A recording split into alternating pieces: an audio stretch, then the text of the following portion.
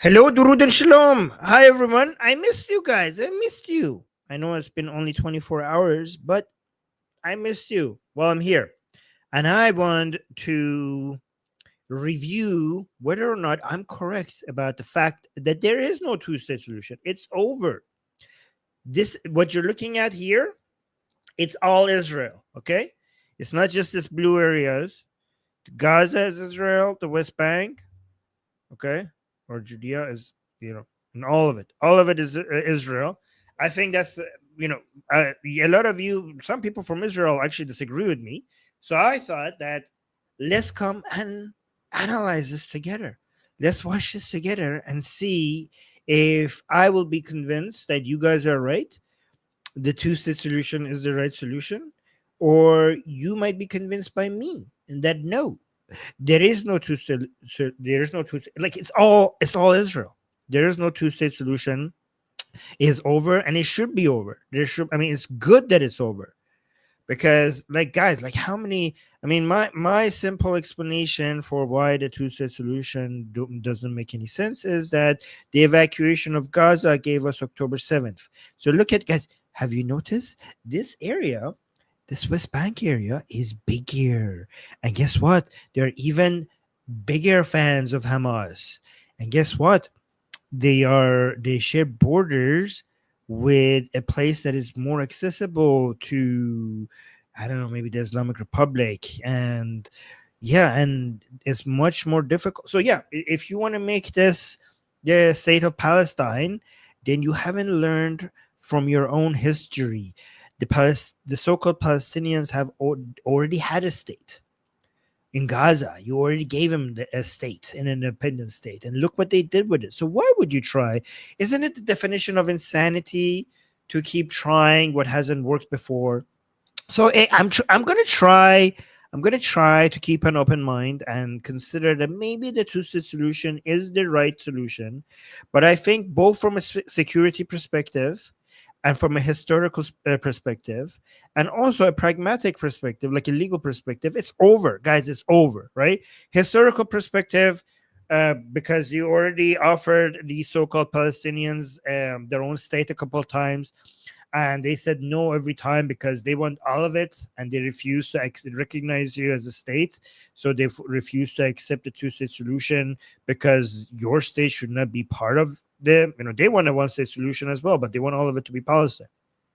So you already tried this not once, not twice, not 3 times, not 4 times, but 5 times already, and they said no. So why would you try it for a sixth time? Like that is the definition of insanity. You guys are basically doing the same thing over and over again. So don't do it. Stop. Just stop it. Just stop. Just take over the entire thing. Okay. So that's one reason. From a security perspective, it doesn't make sense to give your enemies their own nation states right so close to Tel Aviv, where their missiles would have seconds to reach all the most important places in Tel Aviv, and therefore impossible to stop. That would basically be get us to the end of Israel closer than anything else if you give them their own nation state, which makes no sense. So why would you do it? And the third reason is because you already have achieved making the two-state solution impossible, because you already have enough settlements in there that makes it almost impossible to achieve this. So congratulations, you've done it. You have made the two-state solution impossible. So let's actually see what I'm talking about is correct or incorrect. So let's just jump right into this. Okay. The Israeli government approved. Let me know if you have audio. I'll try to pay attention to the chat. I see Mohsen is here. I see Debbie. I see James. I see Lottie. I see Hamid. Okay. A couple months ago, in August of 2025, the Israeli government approved of a brand new settlement plan in the occupied West Bank that stands to destroy whatever remaining hope there was of the two-state solution ever happening. Called the E1 settlement, it'll encompass an area of about 12 square kilometers and result in the forceful displacement of the roughly 2,500 Bedouin Arabs who currently live there. In their place, the Israelis plan to construct 34. This is really good. When did this happen? But I'm learning this with you. Two-state solution ever happened. Let's remember the year. A couple months ago, in August of 2025, the Israeli government approved of a brand new settlement plan in the occupied West Bank that stands to destroy whatever remaining hope there was of the two-state solution ever happening. Called Good. the E1 settlement, it'll encompass an area of about 12 square kilometers and result in the forceful displacement of the roughly 2,500 Bedouin Arabs who currently live there. In their place, the Israelis plan to construct 3,400 new housing units for Israeli Jewish settlers, and up to a Nice. total of 15,000 new housing units in the future. It is the Good. largest new settlement that Israel has approved in the occupied West Bank in decades since the 1990s. But it's not the science of E1 that threatens the future of the two-state solution. It's its location. It is situated directly adjacent to and northeast of East Jerusalem, which Israel unilaterally annexed in 1980 and where hundreds of thousands of Israeli Jewish settlers already live, and just west of another Israeli Jewish settlement in the West Bank known as Ma'ale Adumim, one of the larger Israeli settlements in the West Bank that's home to around 40,000 Israeli Jewish settlers. Thus, the construction and establishment of another large Israeli Jewish settlement at E1 will directly link the two together. And Guys, if you're Israeli, consider moving here because you're not just buying a house, you're actually saving your country. Every Israeli Jewish person that goes and buys a property in this area, you're not just making a good investment, probably, you're also saving your country from, from your main enemy being able to have its own nation state. create a continuous Jewish urban population area from the west of Jerusalem to Ma'ale Adumim across the pre-1967 Green Line border. Simultaneously, the establishment of E1 will cleave a continuous Israeli Jewish populated area between what is currently the largest continuous Palestinian. John in the chat saying, what about the Bedouins? Pay them to go settle somewhere else. Give them some money. Continuous Israeli Jewish populated area between what is currently the largest continuous Palestinian urban area in the West Bank, which runs from Ramallah in the north down to Bethlehem in the south. I've been to Ramallah. I made a documentary in Ramallah. The construction at E1 will cleave this continuous Palestinian. Oh, I've been to Bethlehem as well, actually. I've been to both Ramallah and Bethlehem. In the south. The construction at E1 will cleave this continuous Palestinian urban area in the West Bank in half, and as a result, it directly threatens the contiguity of any future Palestinian state that's based in the West Bank. It'll dramatically increase travel times for Palestinians traveling between Ramallah in the north and Bethlehem in the south. It'll effectively encircle East Jerusalem with a continuous ring of Israeli Jewish settlements, blocking off East Jerusalem from the rest of the West Bank, which the Palestinians would like to see eventually proclaimed as their capital. And after the planned additions are made to the Israeli West Bank barrier wall to incorporate these settlements into East Jerusalem and the rest of Israel, the Palestinians of the West Bank will only be left with a narrow passageway fewer than 20 kilometers wide remaining through the Jordan Valley around the city of Jericho for any remaining territorial contiguity between the north and the south of the West Bank. In essence, it's a way for Israel to effectively kill the idea of a functioning independent Palestinian state from ever arising in the West Bank without actually declaring it. And yeah, guys, if the more you move in there, the more difficult it's going to be to get you out of there. I mean, it's going to be impossible. This many Israelis living in the West Bank is basically impossible to get. There's no political capital in the world to have a army force you all out of there. So you basically have killed the two-state solution. Congratulations. without receiving as much widespread international condemnation, like a full-on annexation of the West Bank would incur instead. Israel's plans to construct. So John is saying, but the narrative said forcible displacement, not voluntarily paid the resettlement. It could be. Well, I'm telling you what I would do. I don't know what they're doing. I would be forced. It would be mandatory, but you also get paid. It shouldn't be voluntary. It should be. There should be, I think, no other option for you to move.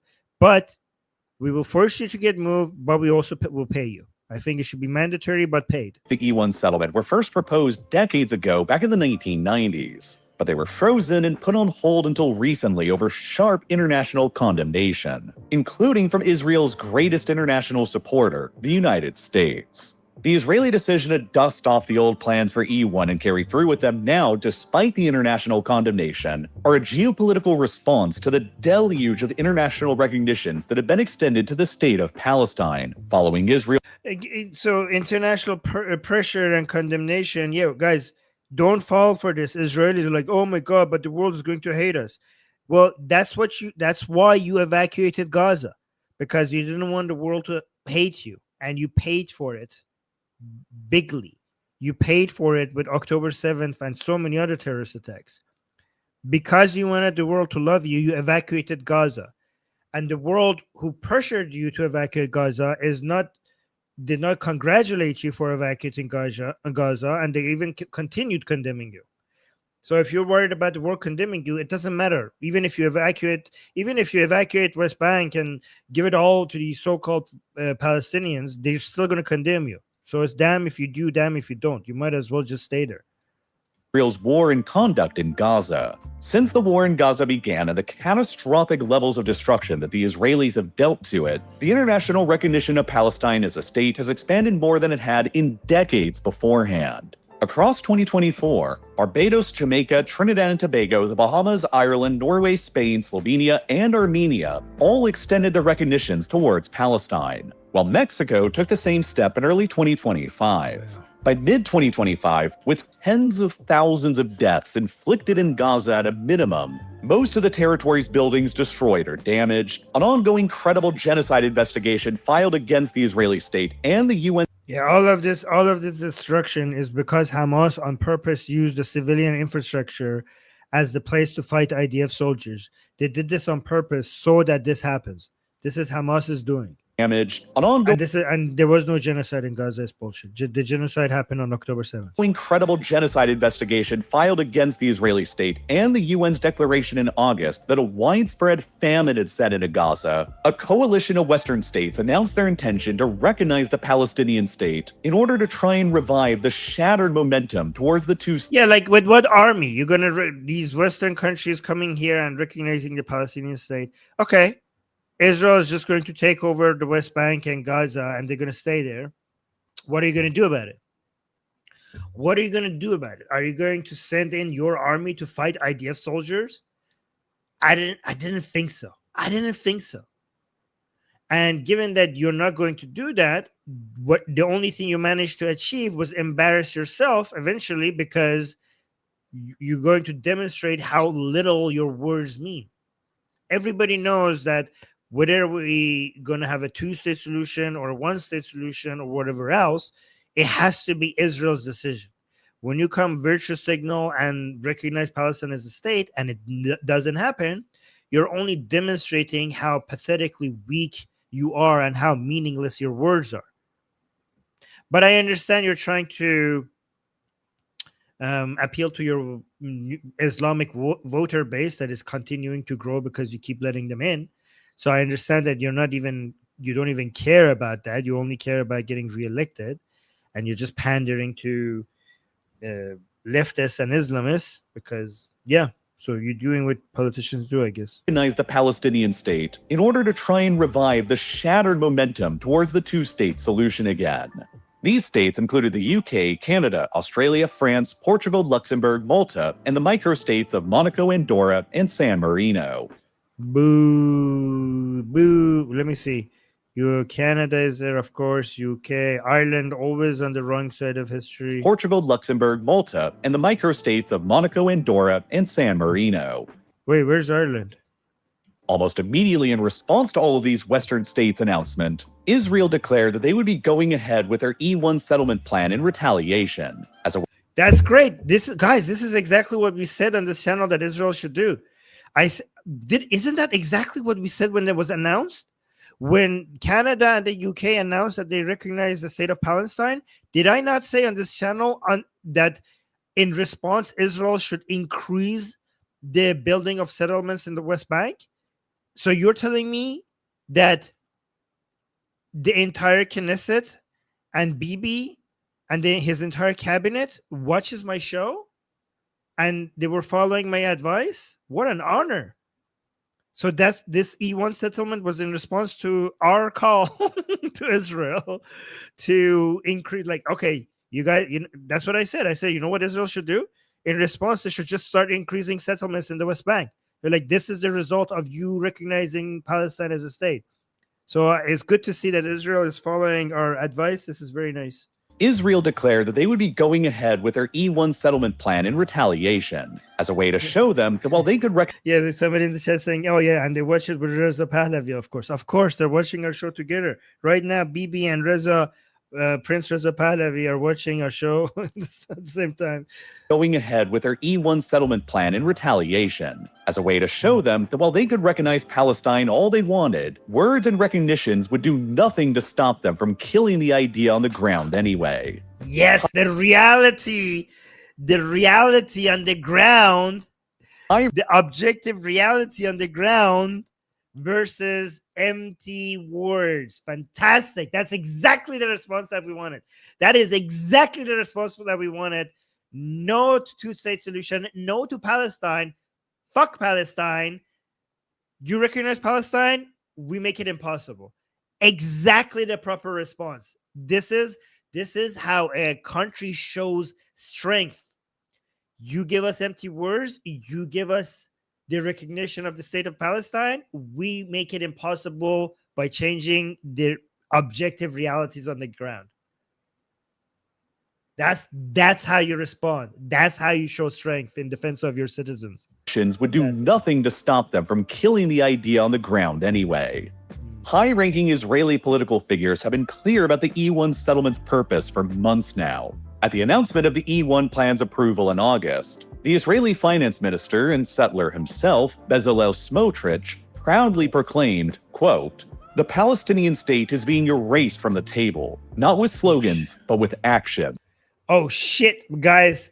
I'm agreeing with Smotrich. Oh my god, am I going to be far right now? I agree with him. That's a pretty good quote. Palestinian state is being erased from the table, not with slogans but with actions. Guys, help me! I'm going. I'm now. I'm. Oh shit! Oh shit! Next, if we continue going down this path, I'm going to also agree with Ben Gavir as well. Pretty soon, I'm going to be like agreeing with him as well. Shit. Every settlement, every neighborhood, every housing unit is another nail in the coffin of this dangerous idea. Oh my God, these are powerful quotes. I love them. Guys, okay, I don't know. I'm becoming a Smotrich fan slowly. The Palestinian state is being erased from the table, not with slogans, but with action. Every settlement, every neighborhood, every housing unit is another nail in the coffin of this dangerous idea.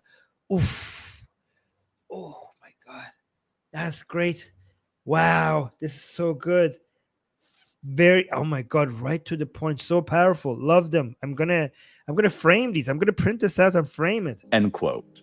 And he added that the E1 settlement was going to bury the two-state solution for good.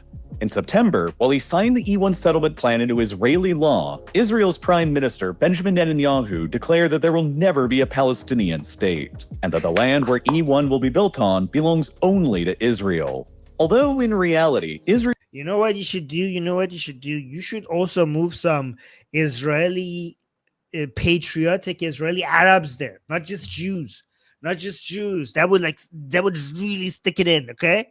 Really get the butt hurt going, okay? Let the butt hurt flow. But like, look at this. We're like, it's not just Jews, Israelis, all Israelis, patriotic Israelis, Arabs, Druze. Look at, let them in as well. That would really piss off the so-called Palestinians. Israel's plans to kill the two-state solution, deny the Palestinians a separate state, and solidify their own control over the West Bank have been ongoing for a very, very long time, going back decades now. The final approval for the... They're not denying them a state for decades. They actually offered them a state for decades, and it was the Palestinians that were pathetic enough to try to deny a state to the Israelis. Like, it's really pathetic. Like, Israel had the upper hand. They were the weaker ones. I mean, I guess it made sense when Israel was just a small new country. Their delusion at beginning made sense. So like, why should we recognize Israel as a state? We are bigger. We are stronger. You were just born. Let's just wipe you out. There's like 5 of us and there's one of you. But the fact that the delusion continued, and you, even years after that, when they offered you a state, you denied Israel like you try to pretend that you're strong enough to deny Israel a state, because they did offer you a state, and you said no as long as Israel gets to exist. So it was you that was denying Israel a state. They were offering you one, and you said no. Very, very long time, going back decades now. The final approval for the E1 settlement today in 2025 is merely the culmination of these decades of previous events and Israel's own slow, methodical strategy. For decades now, the kidney-shaped West Bank that's about the size of the US state of Delaware has long been viewed as the core territory that will one day make up the future independent Palestinian state. The way that it came into existence begins with the chaos that went down here in 1948. The year before that, in 1947, the UN presented its partition plan for what was then British-administered Mandatory Palestine, carving the territory up between two separate independent states. One for the Jews and the other for the Palestinians, who both lived in the territory, with the holy city of Jerusalem remaining under international administration. The Jews accepted the plan while the Palestinians and the Arabs rejected it. There you go. That was actually the second time. Before that, there was the PLA agreement. So there you go. If you had accepted that, you would now have your own nation state. You would now have your own nation state. Your fault. Your fault. In 1948, war and rampant ethnic cleansing followed into 1949 that resulted in a dramatic shift in borders and demographics to the original 1947. You know, more people need to realize that the Jews accepted the UN plan and the Arabs didn't. That's how this all started. Like, oh, you're a violation of the UN laws. Given that all of this started because the Arab side refused the UN partition plan, this is all just a continuation of the violation of that partition to this day. Like all of that. I mean, go ask the people who are fighting for the Palestinian cause in Gaza or in the West Bank. They're not fighting. There's to this day, after all of these years, they're continuing to fight for making all of that land Palestine. They're still not fighting for a two-state solution to this day. 1949 that resulted in a dramatic shift in borders and demographics to the original 1947 UN proposal. Israel emerged from the war largely victorious, which is a goddamn miracle. Guys, I might become a believer because of this. What the fuck? Imagine that. How old are you, Israel? How old are you? One day. Okay, what are you gonna do first? I don't get to choose because on my day one, apparently I'm going to war with a 7-nation army. 5 nations directly and 2 nations indirectly. So I'm literally fighting a newborn country at age of 1 day has to go to war with a 7-nation army and win. If I was religious, I would be like, I would pick Yahweh. If I was religious, I would pick Yahweh as God. Like, holy shit, what the fuck happened? How did you guys, what is your secret? How did you guys do this? How did the Jews win? How did you guys do this? It makes no sense. Hundreds of thousands of Palestinians from their ancestral lands and expanding their de facto border significantly beyond the UN proposed boundaries to what would later become known as the Green Line or the pre-1967 borders. Yeah, so see, guys, because Israel managed to expand its borders because they were in a defensive position. It's not like, for example, when Putin attacked Ukraine to expand its borders, they were the aggressors. So that's illegal. It's illegal. You can't do that. But when somebody else is the aggressor, and then in the process of defending yourself, you end up taking more territory, you get to hold that because you are not the aggressor. They started it. You managed to expand your territory in the process of defending yourself. You get to hold that. Okay? Which are the borders that most countries around the world have since come to recognize as Israel's de jure legal boundaries. Egypt occupied this territory that came to be known as the Gaza Strip during the war, while Jordan managed to occupy this territory that came to be known as the West Bank, because it's west of the Jordan River. The city of Jerusalem, meanwhile, ended up becoming divided between the Israelis in the west and the Jordanians in the east, establishing the modern concepts of West and East Jerusalem. Shortly after the war concluded, Israel declared Jerusalem to be their capital, while Jordan also declared Jerusalem to be their second capital, and annexed both the West Bank and East Jerusalem into their own country as well, all of which extinguished the prospect of a separate. So here's a question, guys. Can you answer me this question? When Jordan was holding the West Bank, why did they not make it a nation state for the Palestinians at that time? Why didn't they were holding it? Why did they not okay, here, Palestinian? Why did they not just this is an independent nation state, you could have it now? Why Independent state for the Palestinian people. Nearly 2 decades later in wait, what?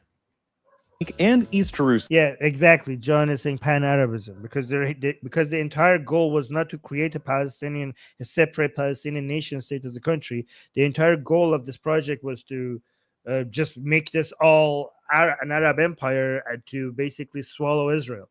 Also declared Jerusalem to be their second capital, and annexed both the West Bank and East Jerusalem into their own country as well, all of which extinguished the prospect of a separate, independent state for the Palestinian people. Nearly look at this. Even listen to this part. Just somebody in the chat saying because Jordan is already a Palestinian state. I mean, they're they're basically the same thing. Yeah, but I don't even accept that there is such a thing as a Palestinian.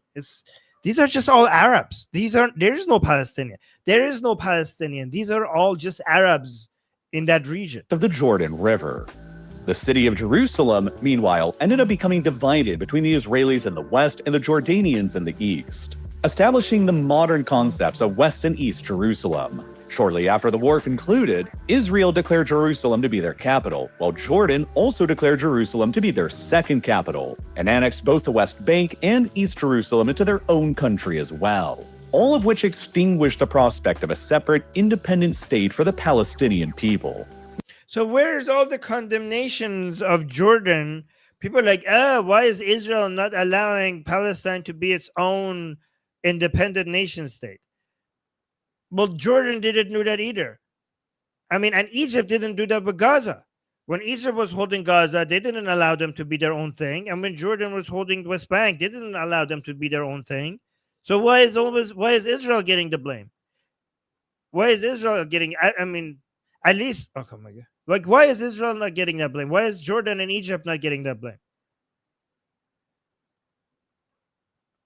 Nearly 2 decades later, in 1967, came another war between the Arab states and Israel that resulted in a decisive Israeli victory. Israel managed to Yes, exactly. Someone in the chat is saying, because they're Jews. It's Jews. It's always the Jews. Arab states and Israel that resulted in a decisive Israeli victory. Israel managed to overrun and occupy the Golan Heights from Syria, the occupied Gaza Strip from Egypt, and the occupied and annexed West Bank and East Jerusalem from Jordan.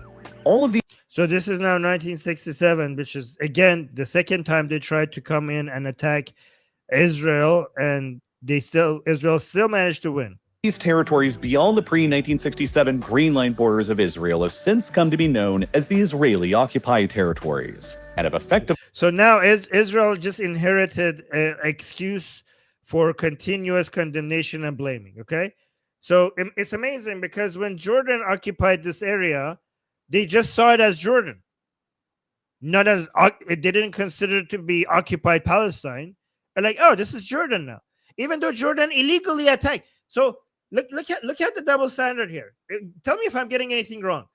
Jordan's attack was illegal, and when they hold the West Bank, they didn't call it occupied Palestine. They were like, this is Jordan now. And then when Israel defends itself, which is not illegal because the other side attacked and they hold the territory, they're like, oh, this is occupied Palestine. Am I missing something here? Is this not a double standard? Why is that? Why wasn't it occupied Palestine when Jordan was holding it? I don't know. Okay. Borders of Israel have since come to be known as the Israeli-occupied territories, and have effectively been controlled by the Israelis ever since. 2 more decades later, in 1988, Jordan decided to formally renounce their territorial claims to both the West Bank and East Jerusalem, in effect, from a legal perspective, leaving them behind as exclusively Palestinian territories that were occupied by Israel.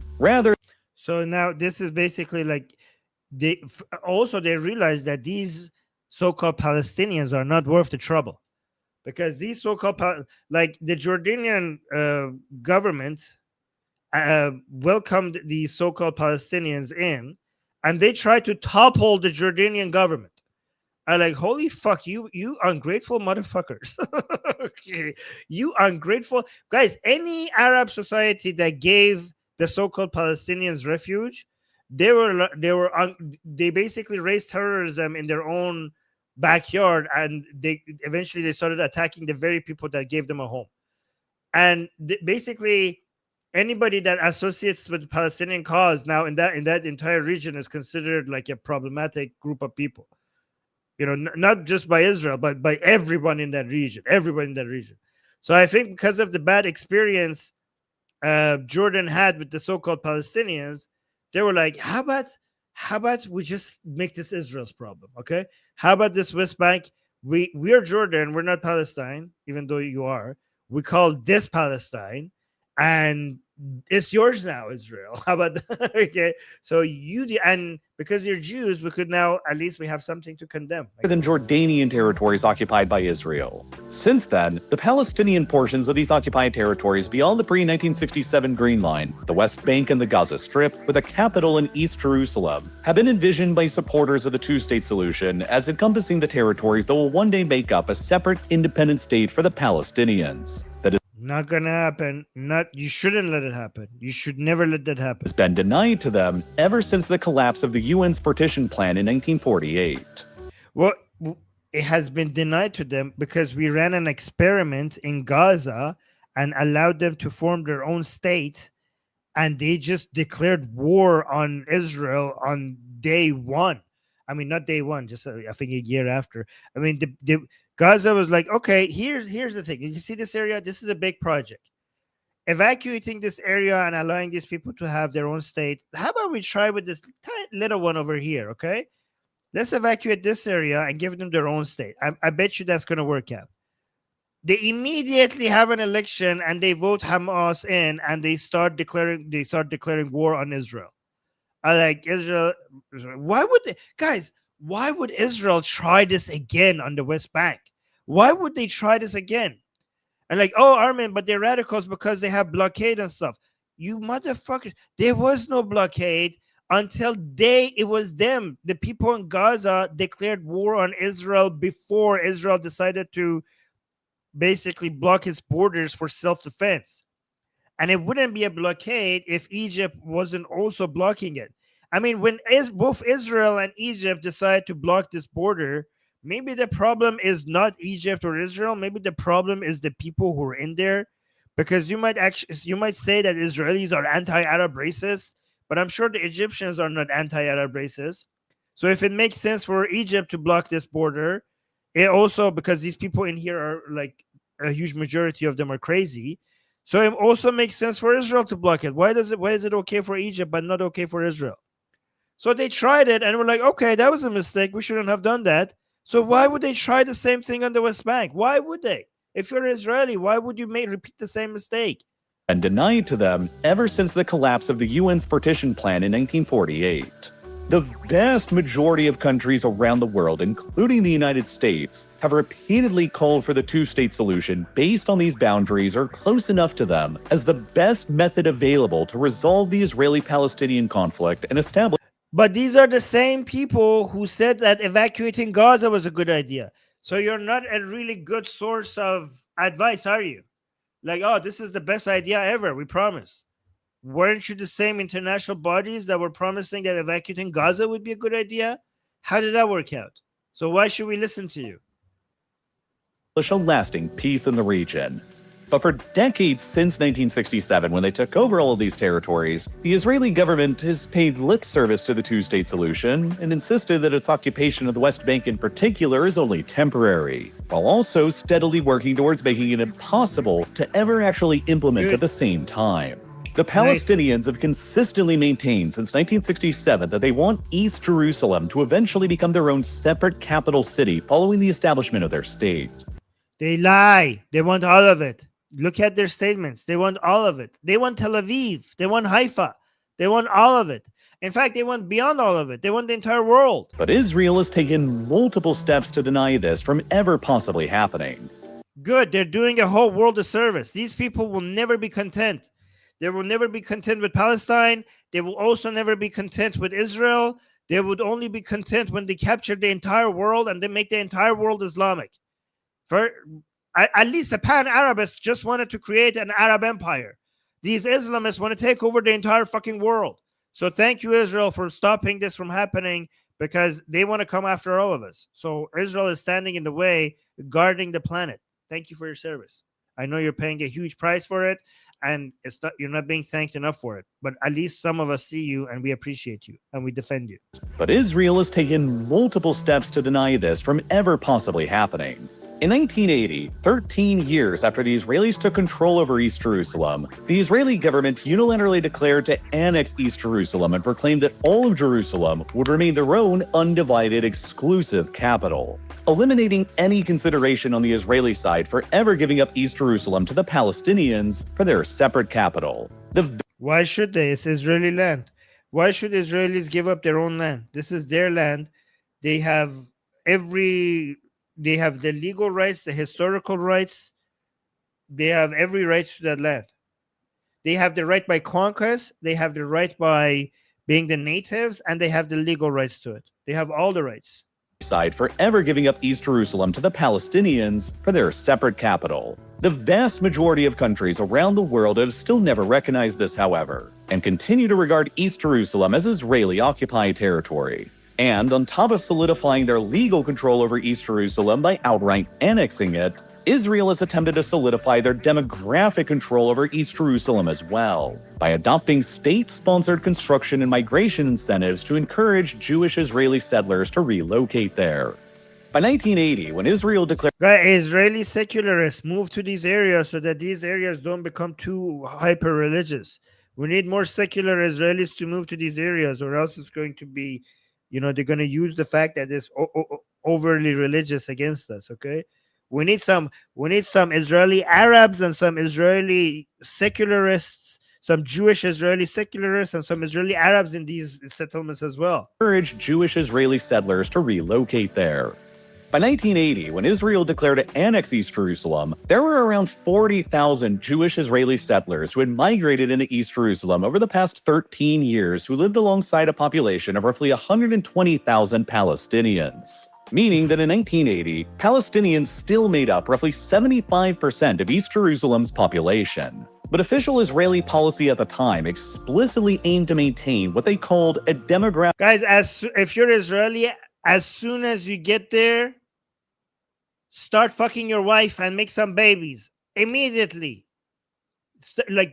Step one, move there. Day two, get up, jump on your wife and make those babies. They are winning those demographic battle, okay? You Israelis need to get on it. I know you're doing a better job than most advanced countries in the world, but we need more. You need to double the rates, okay? It literally saves your country, okay? You making babies is your patriotic duty. It's more important than any other country.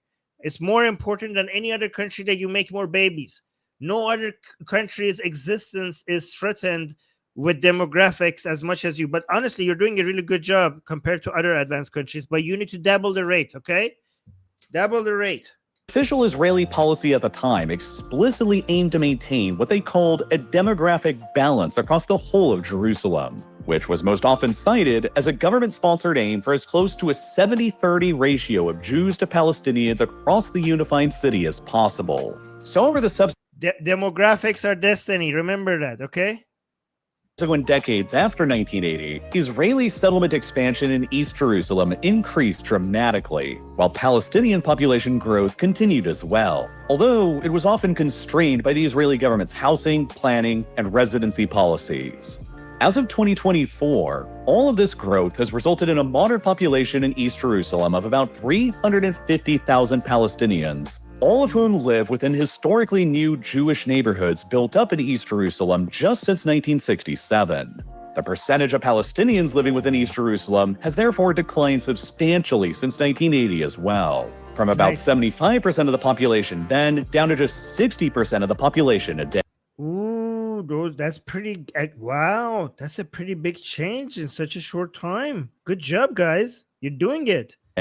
Across the whole unified city of Jerusalem today, 57% of the population is now Jewish and just 39% is Palestinian, maintaining the demographic majority of Jews over the whole of Jerusalem as a unified city and strengthening Israel's demographic grip over the whole city. This is the problem with us atheists and secularists, okay?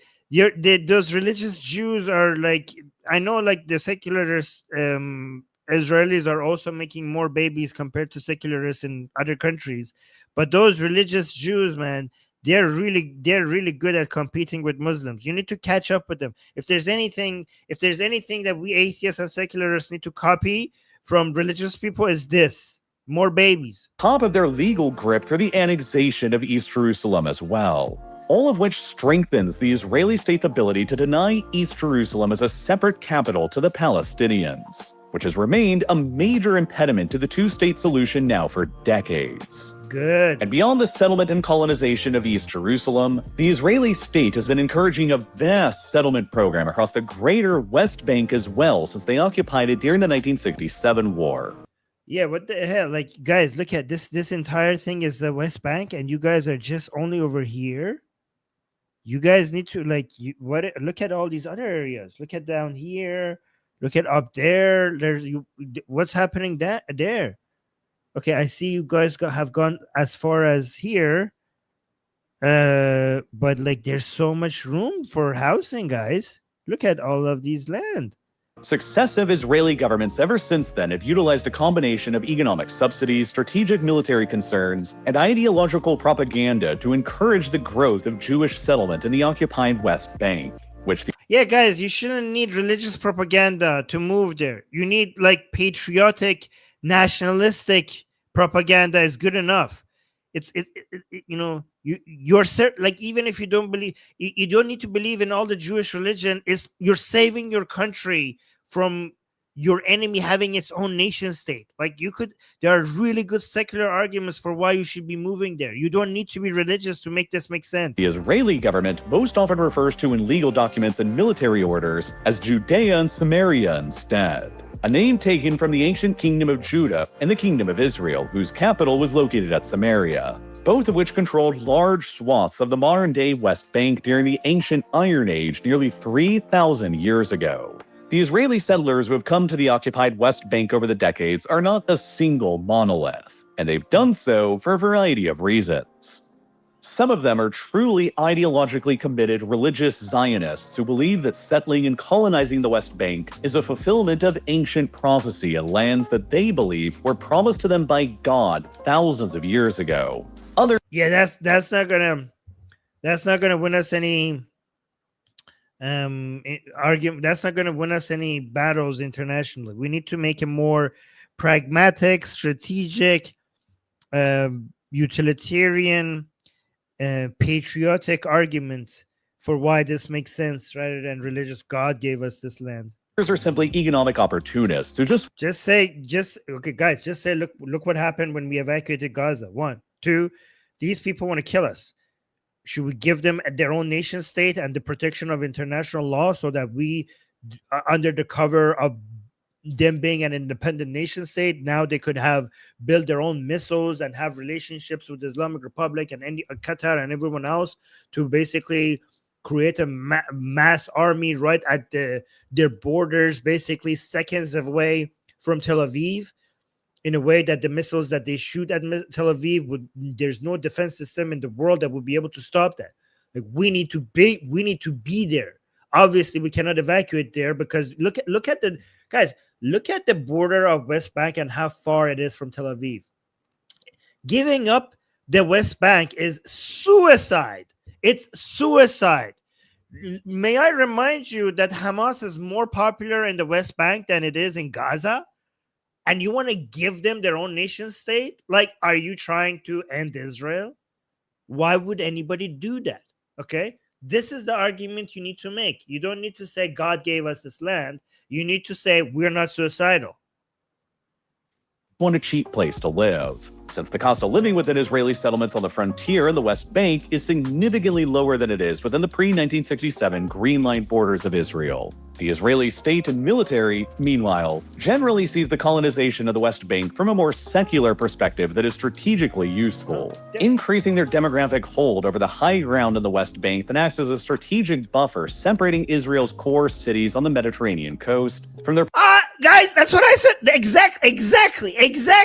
This is what you need. This is a secular argument that you need. Thank you. Acts as a strategic buffer separating Israel's core cities on the Mediterranean coast from their potentially hostile Arab neighbors. As recently as 1967, when the Israelis took control over the West Bank, the Jewish population in the territory was effectively zero and non-existent.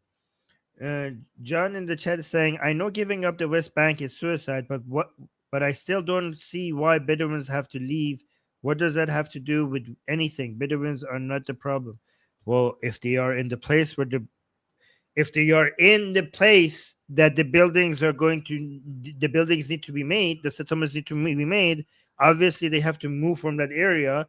You cannot build the settlements on top of their head. That's why they have to move. And Bank, the Jewish population in the territory was effectively zero and non-existent, and it was almost entirely inhabited exclusively by Palestinians and Arabs. Today, nearly 6 decades later, however, more than 500,000 Israeli Jewish settlers live across. I mean, don't Bedouins just move anyways? Like, aren't the Bedouins? Isn't the Bedouin thing to just be mobile? Isn't that their whole thing? Isn't that, like, you guys understand that there's a whole bunch of other areas here, right? Like, isn't that what Bedouins do? They move around. So you're basically asking them to do the thing that they always do. Like that's how you are recognized as a Bedouin, the fact that you're mobile. Later, however, more than 500,000 Israeli Jewish settlers live across the occupied West Bank, in 140 Israeli government-recognized settlements, and around 200 smaller settler outposts who live alongside roughly 3 million Palestinians. This has transformed the Jewish population in the West Bank from 0% to more than 14% in just 58 years, dramatically increasing Israel's demographic hold over the entire West Bank with new facts on the ground, and making it increasingly difficult and unlikely for Israel to ever withdraw from the West Bank the more settlers arrive. In 2005, the Israeli government made the decision. You know how you could solve this problem for the people, for the so-called Palestinians? The only way that you could save them from being squeezed into tiny little corners more and more and more and living miserable lives is to crush their hope for their Palestinian state, so that they could give up fighting Jews, so that they could, because their only source of economic activity is Israel anyways. And when they stop fighting Israel, they could actually start trading with Israel, and then maybe eventually the economic activity at some point will de-radicalize them and they could integrate with the rest of society. But that's many decades down the line. But the first step is to get us even remotely closer there, is to crush their hopes and dreams for having a Palestinian state. That is in their best interest. As long as they have any hope that they will one day destroy Israel, the more they're going to suffer. The more their dream of destroying Israel lasts, the longer they will suffer. So if you want to help the so-called Palestinians crush their dreams, their hopes and dreams of ever winning this war and ever having a two-state solution, it is in their best interest. More settlers arrive.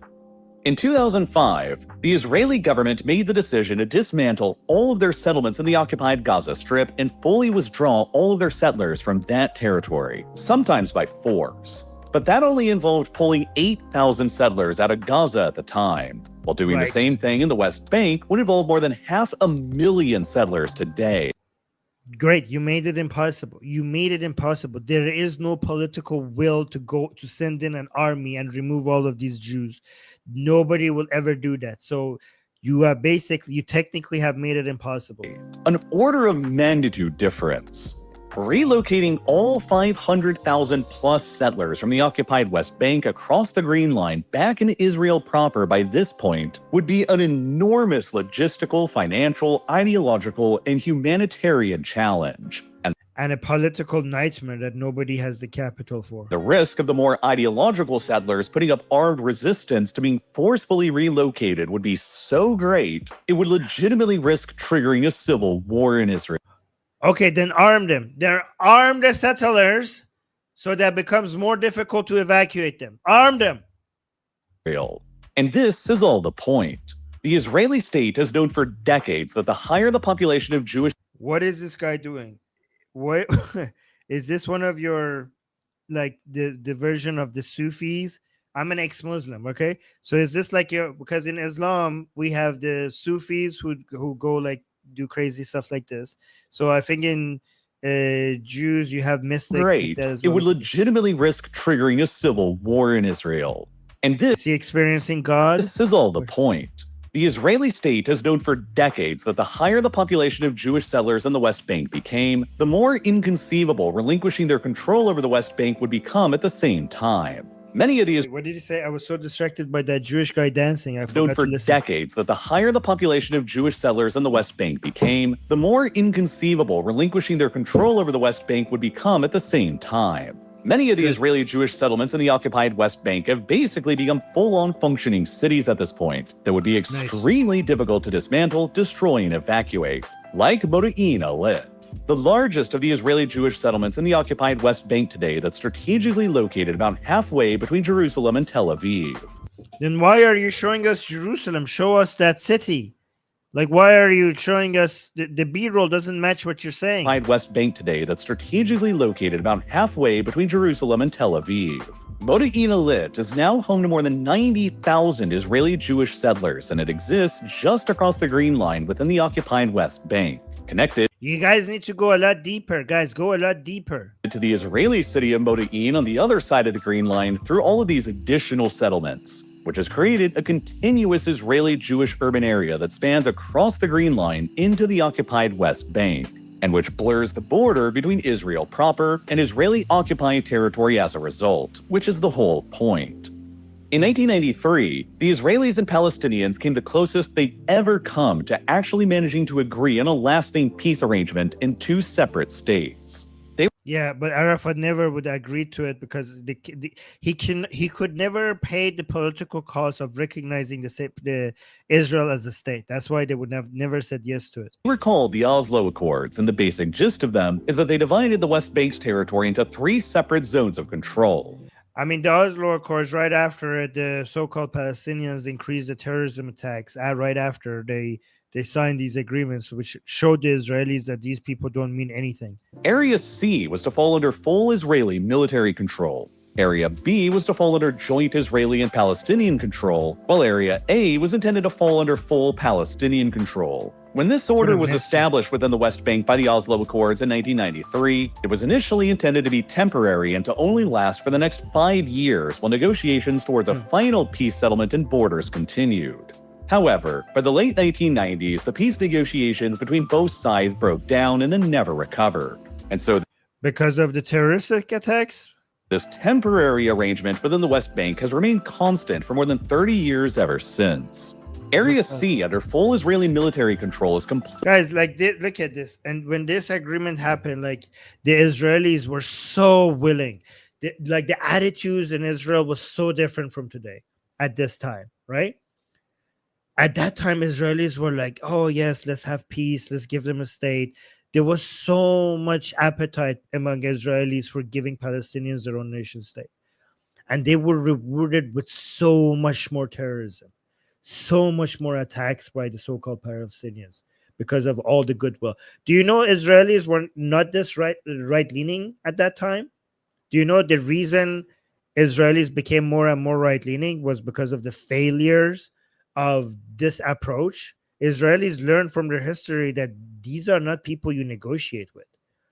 No matter how much goodwill you show them, they will keep attacking you. And they actually, every time you show them any goodwill, they see that as weakness and they attack you even more. So, and that's why Israeli population became more right-leaning What? We got a super chat. Jake is saying, what is Jake saying? Jews in Judea, Jerusalem equals settler is absurd. Yes. Okay. Like you. I think you're making fun of the fact that they're saying Jews in Judea is being called settlers. Yeah, you're right. They're just basically taking that. Yeah, settlers are people who come from outside. Yeah, these are natives. I mean, you could argue. I mean, I don't care what we call it, but you're right. You're right. Like it makes it. Jews belong in Judea. You're right. You're right. Okay, that's a good point. Actually, they're not settlers. They're just going back home, I guess. Yeah. Okay. 30 years ever since. Area C, under full Israeli military control, is completely contiguous and makes up roughly 60% of the West Bank's territory. And in many places, it encompasses valuable grazing and agricultural lands that have traditionally been held by the Palestinians in villages within areas B and A. Any construction of any building at all by the Palestinians anywhere in Area C needs to be approved by the Israeli planning authorities before it can go ahead. And virtually all Palestinian building requests are consistently denied, while large swaths of Area C have been transformed by the Israelis into settlements, infrastructure, state lands, nature reserves, and even military training areas. The supposedly Palestinian-controlled enclaves within Areas A and B, meanwhile, are not. So the greens are Israeli nature reserve. Okay. The Oslo area A and B, Oslo area C. Okay, so yeah, project barrier. Okay, I get it. Not contiguous at all and are separated by each other across the rural sea of Israeli control in Area C, which has led to Areas A and B sometimes becoming referred to as the Palestinian Archipelago or the Palestinian Islands instead. These areas, containing most of the West Bank's Palestinian population, are highly urban clusters, contrasting with the largely rural countryside in Area C that's under full Israeli military control. Transport for the Palestinians between the islands of this legally created archipelago has long been complicated and hindered by the development of Israeli settlements, Israeli military checkpoints, roadblocks, roads reserved for the use of Israelis and settlers over Palestinians, fences and walls and other obstacles deliberately placed in between them. Well over Yeah, I actually went through these when I went to the West Bank. I went through all of these checkpoints. The security measures were insane. The things that we had to go through, it was crazy, but it was necessary. recent years, the Israeli military has increasingly launched raids and operations into Area A anyway, despite it nominally supposed to being under the exclusive control and authority of the Palestinians. Jews and Palestinians across the occupied West Bank have also been subjected to two completely different legal systems. Palestinians in Area C and Palestinians arrested by Israeli authorities in Area B and A for whatever reason are governed by Israeli military law, while Jewish Israeli settlers in the territory are governed completely separately by the Israeli civil code. Okay, yeah, because that makes sense, because if they wanted to apply the Israeli civil code upon the people who are not citizens of Israel, that would be considered Israel. I mean, that would be a declaration that this is Israel. That makes it like, it's funny because a lot of people blame, like, oh my God, there's two laws for two different people. Yeah, because if they applied Israeli law outside of Israel to non-Israeli people, you would call it an invasion. You would call that them just calling. I mean, I hope they get to do that at some point, because I want all of this to be Israel. But just remember, the same people who are blaming Israel for having two laws, Israel is supposed to have one law for everybody in Israel, not one law for everybody outside of Israel. In the West Bank, because it's considered occupied territory, you only enforce your laws upon your own citizens. You can't enforce your laws upon non-citizens, obviously. If you enforce your laws upon non-citizens outside of your borders, you're basically declaring that area to be part of your country. And these are people would then be blaming that as an invasion. Israeli settlers in the territory are governed completely separately by the Israeli civil code, which results in two different populations of people living within the exact same territory, but only one of which actually enjoys usual civilian human rights protection. Because they're a citizen of a country with human rights. Those other people were offered to have a nation state with whatever laws they want, and they rejected it. It's their own fault. Which is why multiple human rights organizations accuse the Israeli legal system within the occupied West Bank of being effectively a modern system of apartheid. You can't be apartheid if you're not giving people who are not the citizen of your country your own rights. This is fucking retarded, guys. This is fucking retarded. Israel is apartheid because people outside of your country do not have the same rights as the people inside your country. If by that metric, by that standard, Canada is apartheid because they don't give free healthcare to Americans.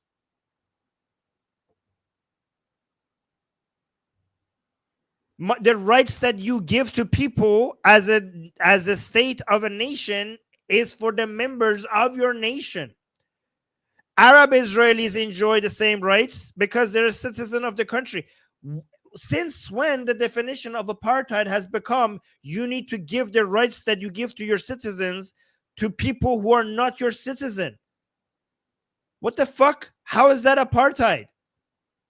Again, Americans should complain that Canada is an apartheid because Canada is not giving you Americans free healthcare. Is Canada apartheid?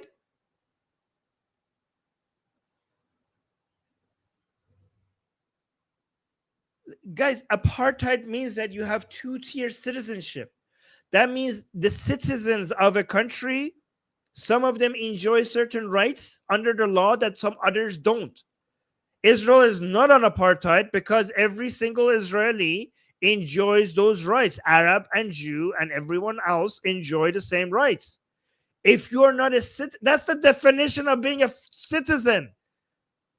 If you enjoy the same rights as my citizen, then you are a citizen. If you enjoy every single rights that my citizens enjoy, then you are a citizen. If you enjoy all the rights that my citizens have, then how do I separate my citizen from my non-citizen? Like, that's the very definition of not being a citizen. It means that you don't have the rights of my citizens. That's what not being a citizen means.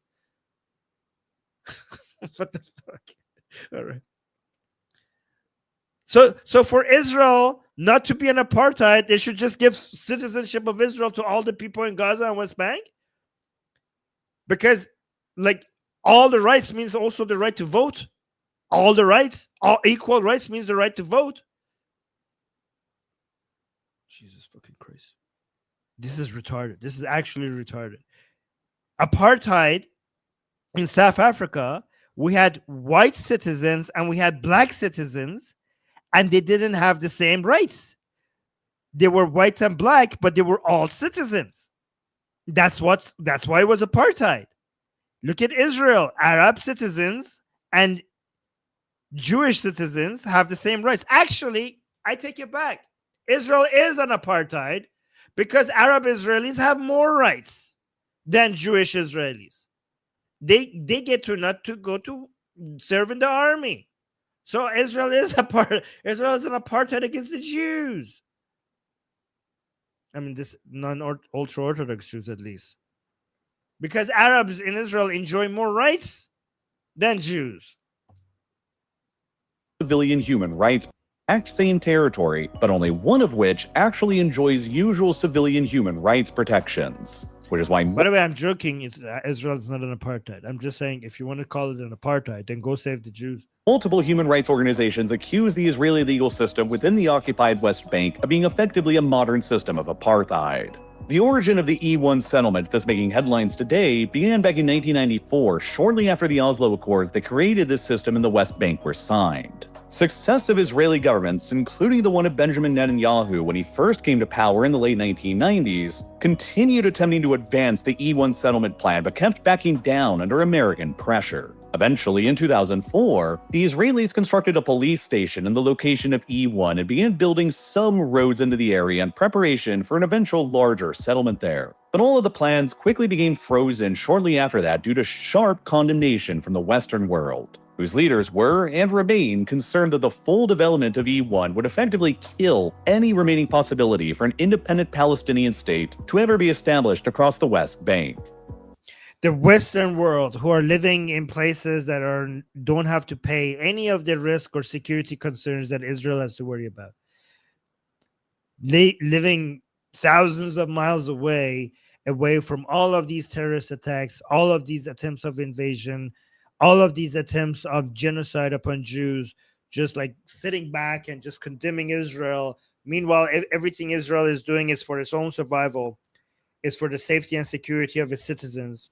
And then you get to just because you're a more powerful country and you have so much influence around the world, you get to just sit back, and even though you have never experienced living under terrorism like Israelis have, you have never experienced the feeling of not knowing if your country survives or whether your children would continue to live at some, whether these fucking jihadists at some point are going to come end Israel and kill all your children. Every time, right after the Oslo Accords, every parents, when they were sending their kids to school, they weren't sure if they were going to come back because of all the terrorist attacks against school buses by these motherfucking so-called Palestinians, right? You didn't experience that. You didn't experience after Israel showed so much goodwill trying to give Palestinians their own nation state. The thanks that they got was terrorist attacks against their children. You never know what it feels like to live in a city where rockets being dropped on your city and you having to go hide in a bunker somewhere. It's basically just the norm. You don't understand it. You just get to sit in your own safe city miles away and just say like, oh, you shouldn't do that. You shouldn't do this, not knowing that what Israelis are fighting for is for the right to exist. Okay, it's for the right to continue existing. You don't know the stress and the anxiety that comes with that. And Israelis need to prioritize defending themselves over being concerned about what Westerners think about them.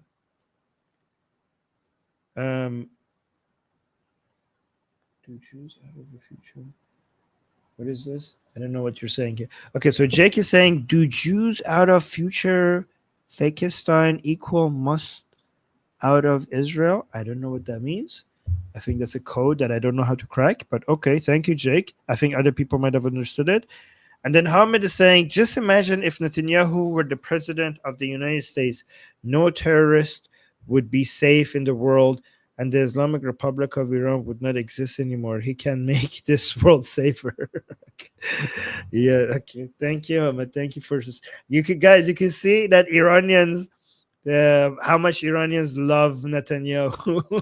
Okay, they wish that Netanyahu was the president of the United States instead. Yeah, you can see like I know in Israel people might disagree on Netanyahu, but among many Iranians, their support for Bibi is, 100%. And thank you for the super chat.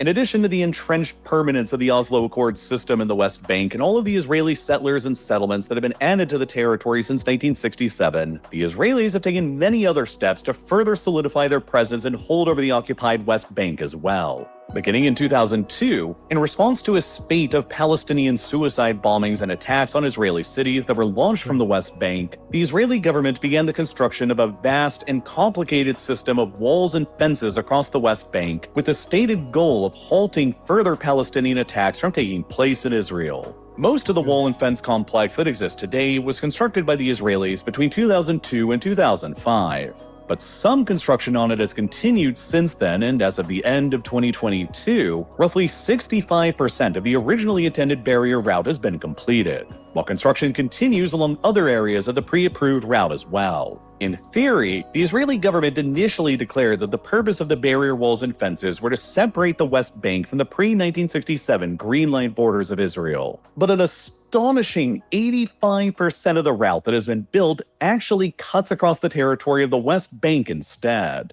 often Good. plunging several kilometers deep into the West Bank in order to incorporate multiple Israeli Jewish settlements within the Israeli side of the wall, connecting them to the rest of Israel across the Green Line and isolating them from the rest of the West Bank and the Palestinian population there.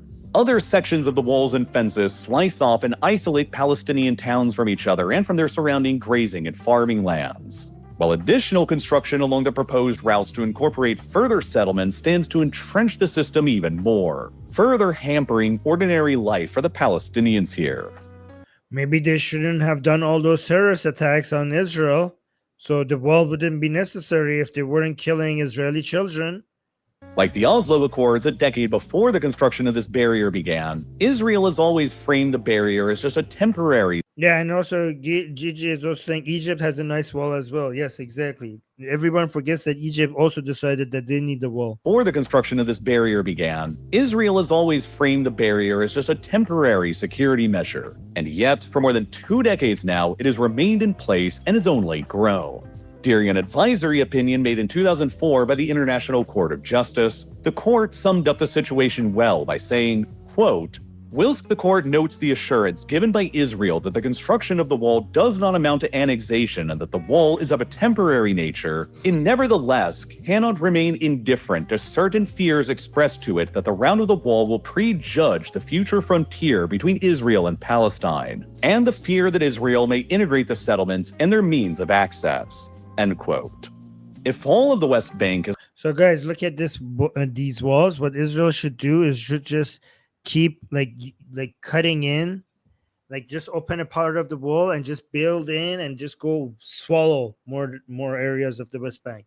These walls are a really good way to just keep swallowing all of the West Bank until you have the whole thing. And then maybe the so-called Palestinians, maybe they could go to Jordan. How about that? Just go to Jordan. There's already Palestinians there. To ever become fully Palestinian within an independent Palestinian state, then what will happen to all of these walled-off Israeli settlements on the West Bank side of the Green Line that are so directly integrated and connected with the Israeli urban areas on the Israeli side of the Green Line? Yeah, Carl is saying you could eat the West Bank like a cookie. Yeah, these are basically just bites. Just keep biting into it until you get the whole thing. The Israelis also control most of the access to resources in the West Bank as well, especially the territory's water supply, which the Israelis would presumably be hesitant to ever surrender their control of. The mountain aquifer in the far south of the West Bank is the largest natural source of water available in the West Bank, but the Israeli government has imposed strict regulations on its use. While the West Bank of the Jordan River, which is the other primary natural source of water in the West Bank, is entirely controlled by the Israeli military in Area C, and access to the river's waters is... Why shouldn't it? It's their land. They should be using it for their citizens. This is Israel. All of these natural resources should be used to serve the Israeli population because this is their land. Prohibited to the Palestinians as a result. And even further, I mean, they were offered to have their own nation state here, and they decided to be terroristic and wage war on Israel instead. If they had their own nation states, now they would have rights over these things. But given that you didn't accept it, the offer, now this is all Israel's. The Israeli pipeline network that supplies the West Bank with water is also completely dominated by the Israeli national water carrier, known as Mekorot. Because of this disparity in who controls the water in the West Bank, the difference in water consumption between Israeli Jewish settlers and Palestinians in the West Bank is astonishing. Currently, don't support Hamas. Israeli Jewish settlers in the West Bank consume an average of 320 liters of water per day, while Palestinians within the West Bank only consume an average of 88 liters of water per day in comparison. Less than a third of what the Israeli settlers on the same land consume, and below the 100 liters of water per day that the World Health Organization recommends as a bare minimum. Yeah, imagine the shock. The population that decided to act barbaric and do terrorism and wage war against secular democratic countries and decided to just disagree with peace agreements and ignore them and then continue to act like a whole bunch of uncivilized barbarians, like those people have less resources. It's almost as if you build and if you act civilized and you are a democracy and you're for trade and science and technology and prosperity, you end up having more resources for your people compared to a population that is after Islam and terrorism and martyrdom and waging war and genocide. It's almost as if their ways do not work and people will suffer living under those conditions. It's almost as if like it's that. And then, nearly all of Israel's policies of creeping annexation in the West Bank that they pursued for decades began rapidly accelerating after Hamas's October 7th attack that was launched from Gaza. As the this is what you get. Like every time you attack Israel, Israel needs to use that as an opportunity to double down because that's the time where people realize that, okay, the silver lining should be, the small silver lining should be that, okay, guys, look, these people I cannot be negotiated with. We need all of this land. Easy.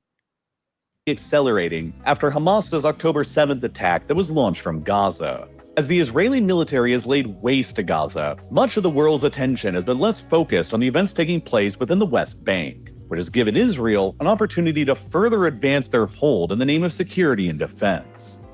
It is for security and defense, and good job. In 2023, largely after the October 7th attack, Israel demolished significantly more Palestinian homes in both the occupied West Bank and East Jerusalem than it did across the previous year in 2022. And then it demolished even more of them in 2024. While at the same time, the Israeli government has also effectively ceased demolishing illegal structures and outposts built by settlers in the West Bank since 2023, too. In 2022, there were around 300 reported instances of the Israeli government enforcing construction laws in the West Bank against settlers. But then, across the first half of 2023, there were only 10 such reported instances recorded, and by the summer of that year, the enforcement of demolition orders for illegal settler outposts was halted entirely and has remained frozen ever since. Simultaneously, construction of obstacles and barriers to movement across the West Bank for the Palestinians has dramatically increased. Before the start of the war in Gaza in 2023, the UN's humanitarian agency... Wait, what does that say? What does that sign say? Before the start of the war in Gaza in 2023, the UN's humanitarian agency, the OCHA, reported that there were 565 separate obstacles to movement in place within the West Bank. While in early 2025, they reported that this number had increased to 850 separate obstacles. One of the most notable examples of this is what's taken place between the Palestinian town of Ein Yabrud and the Israeli Jewish settlement of Ofra in the central West Bank since the Gaza war began. Highway 60, an Israeli-built road, runs between the two communities that either Israeli settlers or Palestinians would normally take to travel further north in the West Bank before the war. But after the war began, as a part of the hundreds of new obstacles to travel built across the West Bank, the Israeli government set up a new gate along the on-ramp leading from Ein Yabrud onto Highway 60, blocking access to the highway for the town's Palestinian residents. Well, that makes a lot of sense because if you have Jews and Palestinians on the same road, then these so-called Palestinians being terroristic. Imagine if you're an Israeli driving on a road outside of Israel next to a terrorist Palestinian. That is not safe. If the Jews are using any of the highways in the West Bank, that highway needs to be closed to the Palestinians for the safety of the Jews, obviously. As a consequence, Palestinians in Ein Yabrud who want to use the highway to travel further north into the West Bank to visit family or friends now have to take a major diversion northwest through an Israeli military checkpoint, which... Yeah, maybe if you weren't so terroristic, you would none of this. I mean, who cares? You are... This life is temporary anyways, and you guys are doing this for the afterlife and for the pleasure of Allah. Go read your Quran. The more hardship brings you closer to Allah, so you should welcome this. You accepted all of this hardship for the goal of serving Allah and also destroying Israel. This is the cost that you pay for that, for choosing that path. Can halt traffic for hours at a time while performing invasive vehicle inspections. Long lines and wait times at military checkpoints like this all across the occupied West Bank often force Palestinians into spending hours traveling anywhere, even over shorter distances.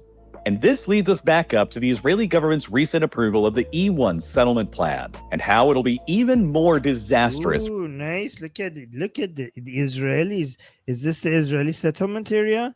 Look at this. Israelis know how to build. Where, even over shorter distances. And this Palestinians just know how to destroy, but Israelis know how to build. This leads us back up to the Israeli government's recent approval of the E1 settlement plan, and how it'll be even more disastrous for the future of an independent Palestinian state arising in the West Bank than anything before it. Good. Look, it looks so much more beautiful. Let them build it. It looks so much more beautiful than the so-called Palestinian cities. In March of 2025, a few months before the construction for thousands of homes at E1 were approved, the Israeli government approved and budgeted for the construction of a brand new road from East Jerusalem across the West Bank that would be reserved exclusively for Palestinians. The Israeli government has presented this new Palestinian-only road as a way to relieve traffic congestion between the Palestinian villages of Al-Azariya and Al-Zaim by routing around the large Israeli Jewish settlement of Ma'ale Adumim. But in reality, it is finalizing Israel's plans to fully segregate the road networks in the West Bank between Palestinians and settlers. Henceforth, there will be only one major road reserved for Palestinians between East Jerusalem and the West Bank, and one other reserved for Israelis. The rerouting of Palestinian traffic along the new route will enable for all of the Israeli reserved roads across the occupied parts of the West Bank to seamlessly connect the Israeli settlements together with the Israeli cities on the other side of the Green Line in East Jerusalem. And they also paved the way for the development of the E1 settlement, whose approval came just a few months later.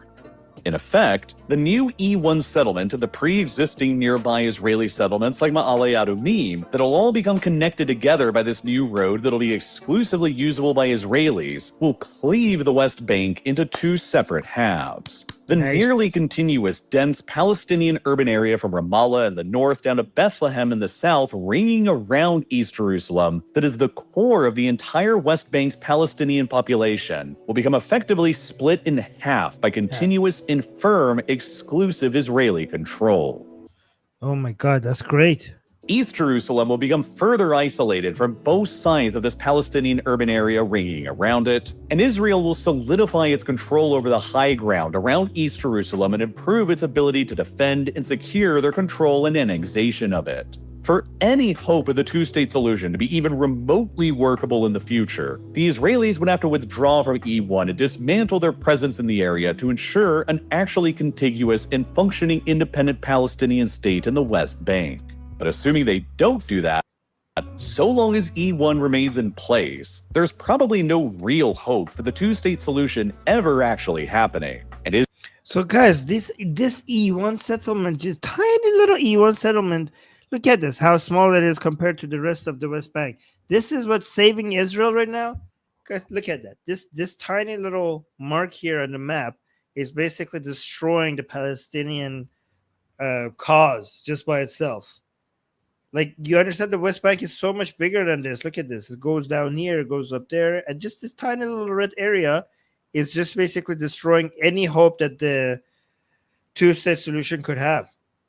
Israel's slowly creeping annexation and demographic manipulation of the rest of the West Bank that's been ongoing for decades will probably just continue on happening until a tipping point eventually takes place. What is it? Many of Netanyahu's own most senior cabinet members have been demanding the government go even further and just outright annex most or all of the West Bank and be done with it. Bezalel Smotrich, the finance minister, and I don't know if that's strategic. I think, like, you know how you boil a frog, you don't heat the water, and you just if you boil water and then you put throw the frog in, and it will jump right out, right? You need to have just room temperature water. You put the frog in it, and then you slowly then boil it. Okay, it will just stay in there, and it will boil with it, right? So I think just doing this slowly, because if you try to just annex it all at the same time, I think the international pressure would be too much. I think just going in slowly and just doing bite sizes and then taking it all with bite sizes actually makes more sense. The colonial viceroy of the occupied West Bank unveiled a plan in September of 2025 for Israel to just outright annex 82% of the West Bank's land. leaving behind an even more severely fragmented 6 Palestinian-controlled population centers at Ramallah, Nablus, Jenin, Tulkarem, Jericho, and Hebron, effectively making them isolated Bantustans that'll be even more reminiscent of the apartheid system that once reigned in South Africa. It's not apartheid because they're not Israeli citizen. Guys, let me make this very simple. Apartheid means that you have first-class citizen and you have second-class citizen. You cannot be a second-class citizen if you are not a citizen.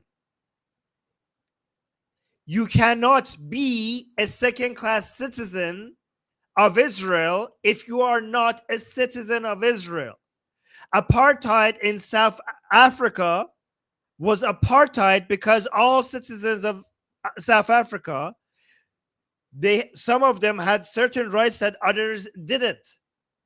They were all citizens, and some of them had some rights, which made them first-class citizens, which were white people, and then the black people didn't have those rights, which made them second-class citizens.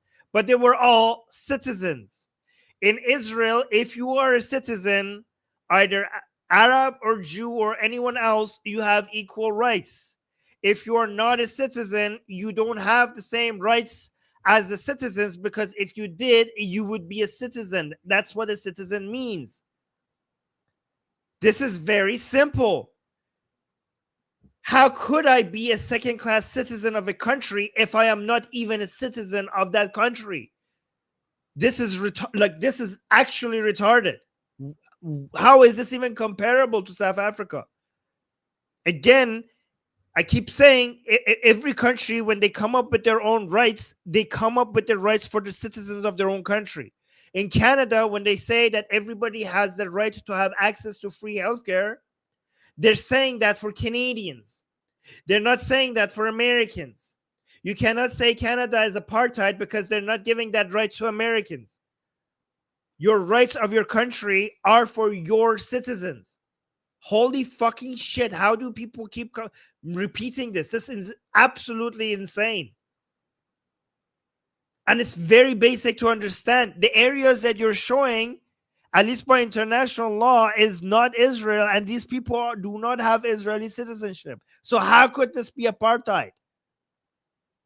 But taking it that far will inevitably incur major geopolitical consequences beyond what the E1 settlement plan will even do. The E1 settlement plan almost certainly risks jeopardizing Israel's ability to normalize their relations with Saudi Arabia and other Arab. Great body posture by this guy, by the way. Look at that. We're amazing. Risks jeopardizing Israel's ability to normalize. I think this guy games a lot, huh? Their relations with Saudi Arabia and other Arab states. But outright annexing most of the West Bank would jeopardize its relations they've already established with nominally friendly Arab states like the UAE too, who agreed to recognize Israel and establish diplomatic relations only a few years ago in return for an Israeli promise to never annex the West Bank and to reserve it for a future independent Palestinian state. The UAE has recently made it explicitly clear that it regards any unilateral Israeli annexation in the West Bank as a red line that it will not tolerate.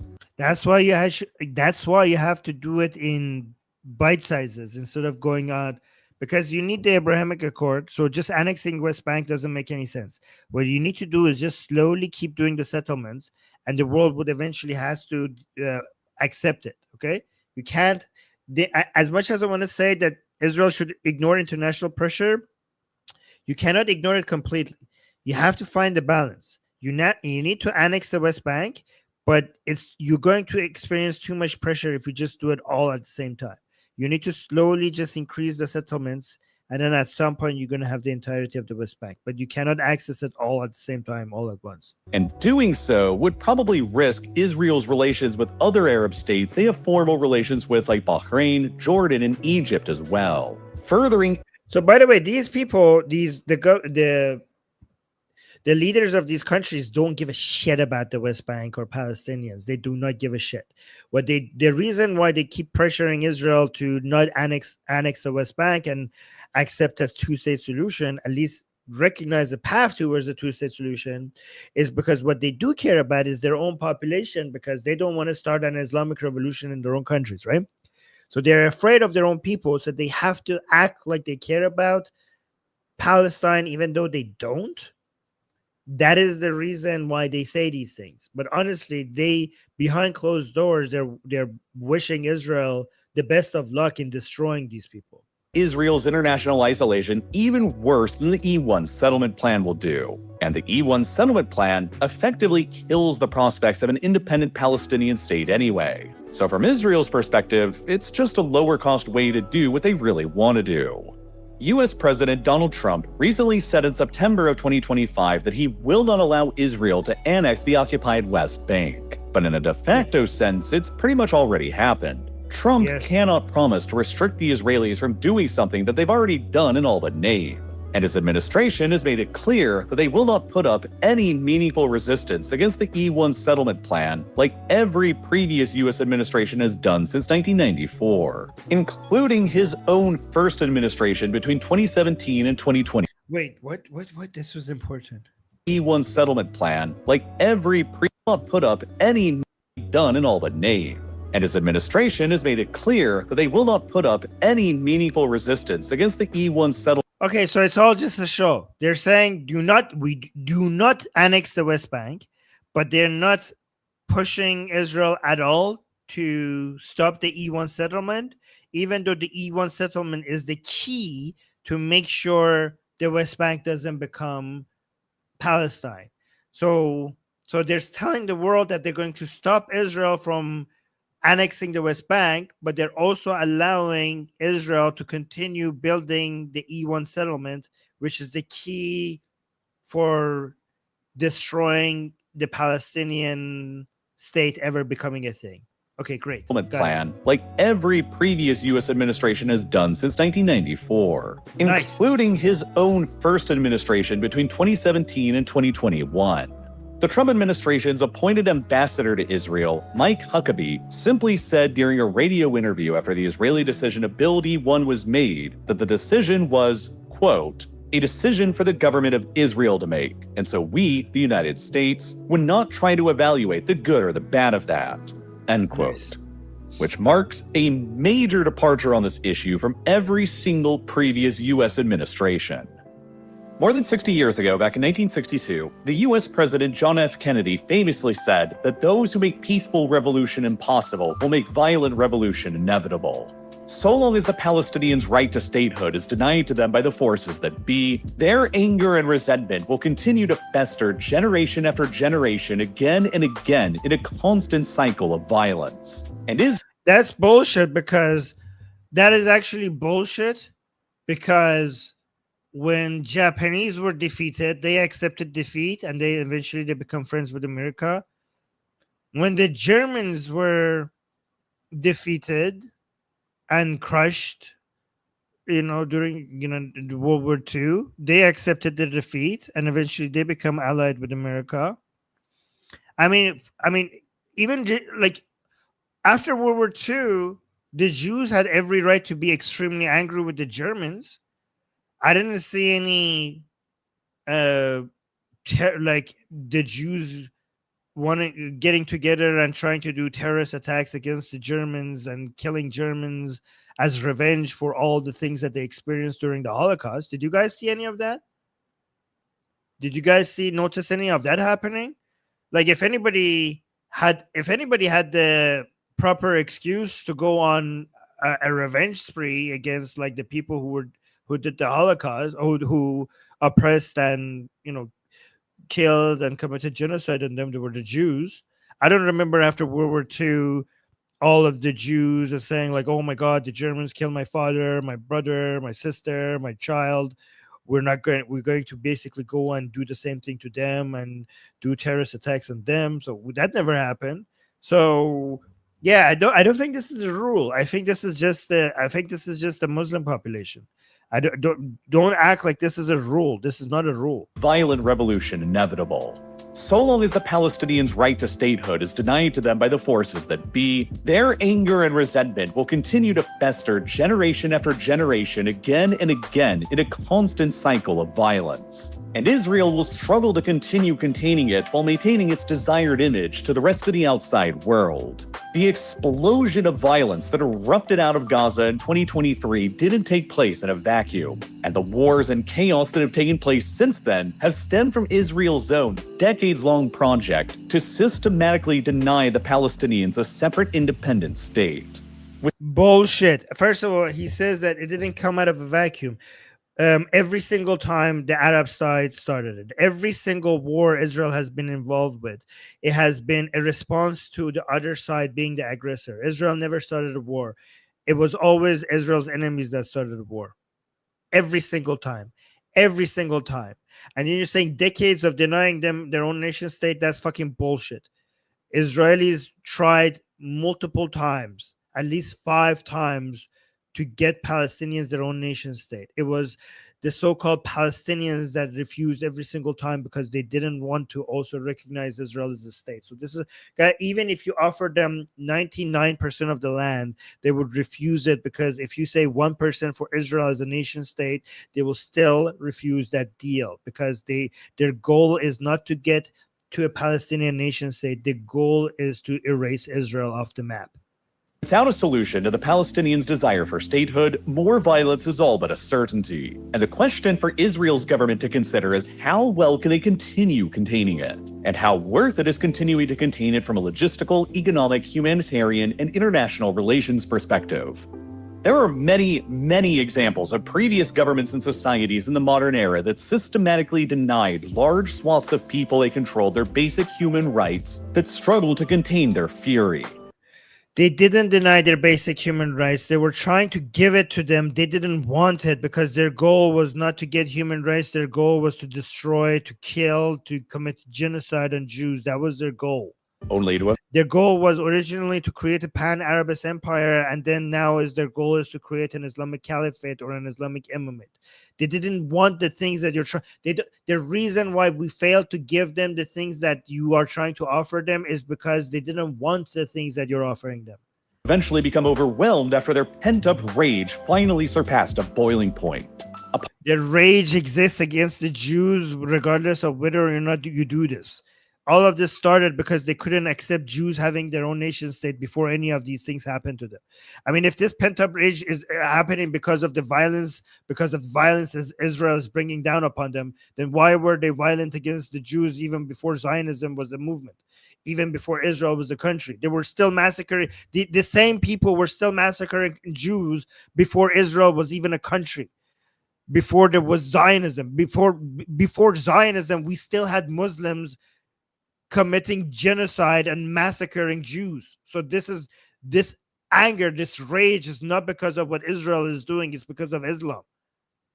Eventually become overwhelmed after their pent-up rage finally surpassed a boiling point. Apartheid-era South Africa that denied rights to its Black and African population was eventually overwhelmed and collapsed in the 1990s. The military junta in Myanmar that has denied rights to its Rohingya and other ethnic minority populations is currently facing its greatest ever existential uprising. False analogy. These are citizens that are being denied equal rights. Israel is not doing that to its citizens, you fucking idiot. And Slobodan Milosevic's government in Serbia that denied rights to its Albanian minority population in Kosovo was overwhelmed and collapsed in the early 2000s. Again, these were citizens that were not enjoying the same rights as other citizens and were being oppressed by their own government. Israel is Israel is not doing that. Israel is defending itself against a violent foreign population that is trying to end it. That's completely different. That's a false analogy. And perhaps most spectacularly in recent memory, the totalitarian Stalinist regime of Romania that systematically denied rights to nearly its entire population was overwhelmed and collapsed in 1989, which was... Again, compare that to Israel that is giving more rights to its citizens. Israel is giving more freedom and more rights to Arabs and Muslims than any Arab and Muslim country gives to its own citizens. There's nowhere in the Middle East and North Africa to be a better. There's no better place in the Middle East and North Africa to be a Muslim than in Israel. There's no place. There is no place. There is no better place to be a Muslim in any Muslim country compared to Israel, and there is no better place to be an Arab in any Arab country compared to Israel.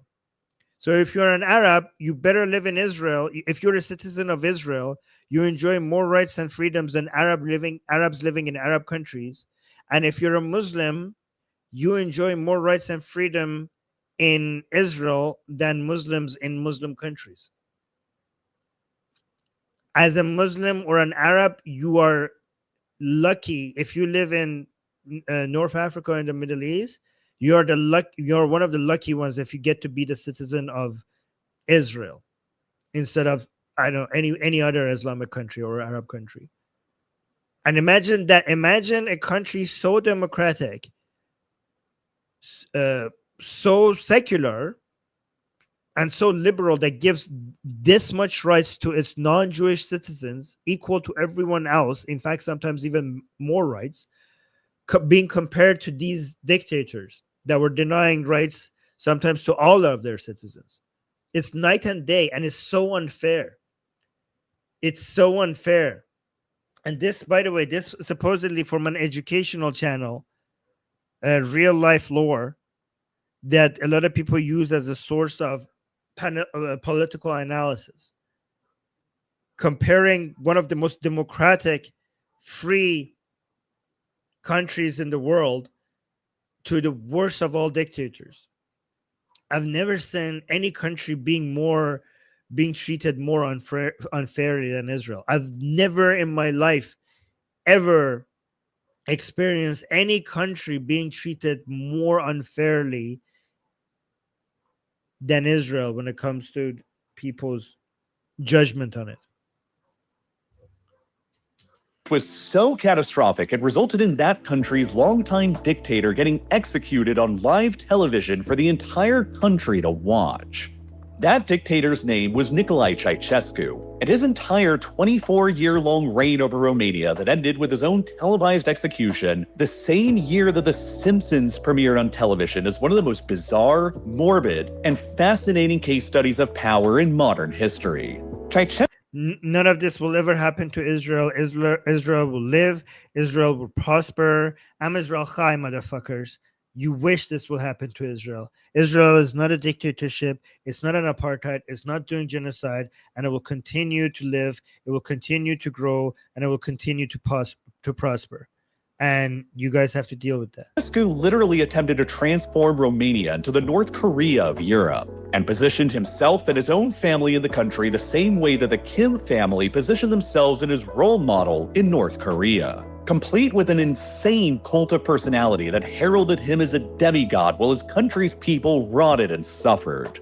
And because any video exploring his time in power and what went so catastrophically wrong would immediately become demonetized and age-restricted here on YouTube, I made an entire new documentary exploring...